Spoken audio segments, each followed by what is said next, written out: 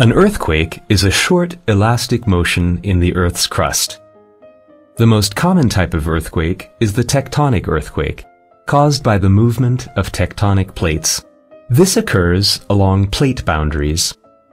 The strongest earthquakes are triggered by the collision of two tectonic plates. Tectonic earthquakes occur when tension in colliding tectonic plates has accumulated to a point where the resulting stress exceeds the plate's resistance and their ability to deform. The tension is released suddenly, just like when a stick that is bent too far breaks. Then it spreads out in all directions in the form of waves. The point of origin of an earthquake, where permanent deformation occurs, is called the focus or hypocenter. The point on the Earth's surface nearest to the focus is the epicenter. Here the earthquake has the greatest strength and destructive power. The distance between the hypocenter and the epicenter is the focal depth of the earthquake. The energy released in the focus, or hypocenter, spreads in the form of waves. These waves travel through the interior of the Earth and spread out in all directions. They are called body waves. There are two types of body waves, longitudinal and transverse waves. Their names derive from the direction in which the particles move. The speed of longitudinal waves is higher, so they are the first waves to be detected by instruments.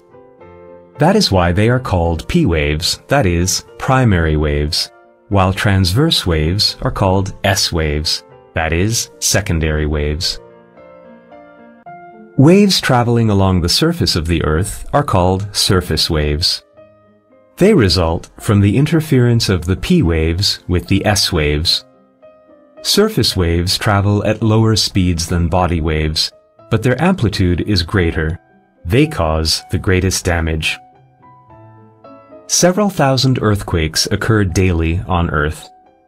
Most of them are so weak that they can only be detected by instruments. These instruments, called seismographs, measure and record the ground motion caused by seismic waves during an earthquake. A seismograph consists of a base fixed to the ground, a paper roll rotating on a cylinder attached to the base, and a weighted pen attached to a frame with a spring. The modified Mercalli scale, or MM, classifies earthquakes based on their intensity.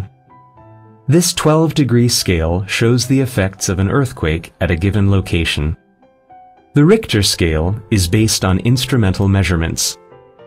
It indicates the amount of energy released during an earthquake, i.e., the magnitude measured by seismometers. Each unit increase in the Richter scale represents a 32-fold increase in the energy released. Although today we have a thorough knowledge of seismic regions and the nature of earthquakes, it is still impossible to predict the exact time an earthquake will occur or its intensity at a specific location.